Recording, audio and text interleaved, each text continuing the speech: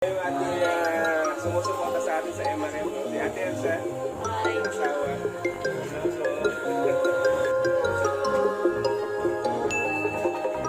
Sila yung kinukuha natin ng isda. Whenever your heart is broken, don't ever forget you're golden. I will find the light in your soul, I'll be there.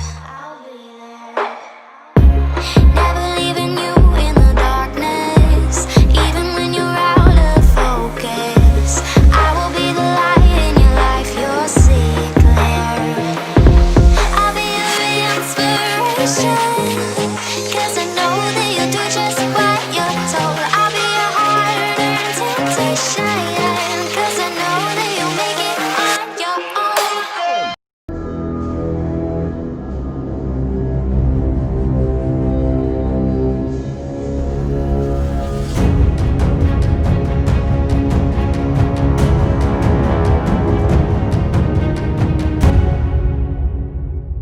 What's up, ketchup? So, babalik tayo. So, ngayon gagawa tayo ng homemade fish fertilizer. Ito po ay kinuha natin kanina sa palengke. Ito mga isda na to. Ito po ay mga composed ng fish part. Meron dito nga buntot, palikpik, hasang. So, lahat ito ay i-grind natin dito. And then, pagkatapos natin i-grind, ay ilalagay natin siya sa isang mineral water na lagayan, and then doon natin siya ipipreserve. So, gawin natin ito ngayon at papakita namin sa inyo kung paano namin ginagawa ito.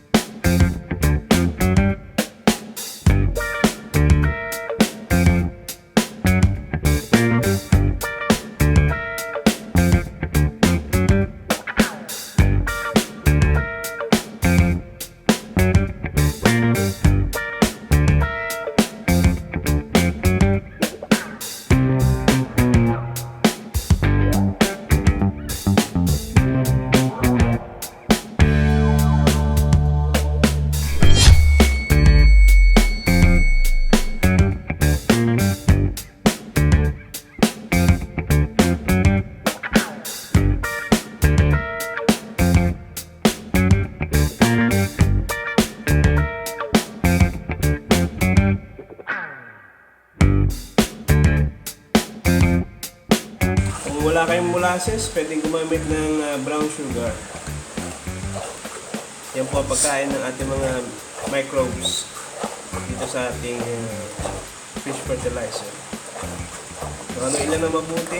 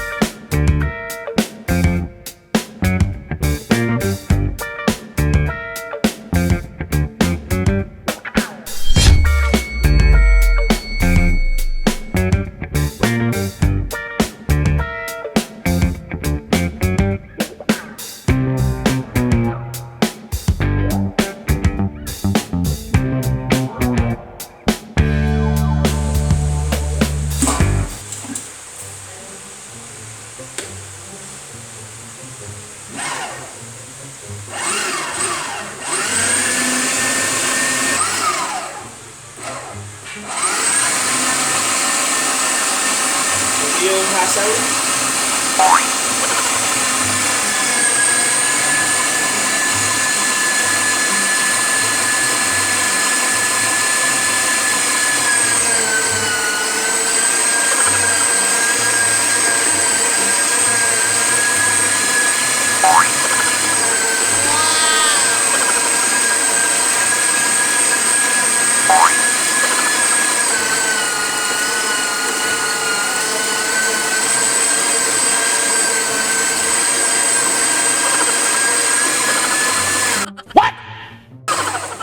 So ginagawa natin to para durog na durog yung ating fish part para at least overnight and then matapos natin itong trabaho natin. So ipipreserve natin to for 20 days. Then after 20 days, titingnan natin, check natin kung ano yung magiging resulta. And then sasalain natin siya and then yung tubig ng o yung katas ng isda na to ay siya yung ating gagamitin para sa pagdidilig ng ating mga halaman. So, salamat po at kung nagustuhan niyo po itong video na ito, please like, share, comment, and subscribe sa ating channel. So, salamat guys at magandang gabi muli sa inyong lahat. Bye-bye! Pinakagwapo na aking anak, si Timothy Dwayne. Hi Tim, ingat kayo dyan sa Ilocos at salamat sa pagsuporta mo sa channel ni Daddy. At please share mo sa mga pinsan mo at sa mga tito-tita mo dyan sa Ilocos ang ating Dance TV. Gusto mo na rin ako kay nanay dyan. Ingat kayo palagi sa mga tito mo, sa mga tita mo dyan. Ingat kayo palagi. So salamat team sa pagsuporta mo sa amin. Sa aking mga kaibigan, kay Rachel Ribbon. Hi, shout out kay Rachel Ribbon. Salamat. Ito po yung mga taga Maynila sa Pasay din. So shout out sa inyo, mga Ribbon family. Salamat kay Sister Sally.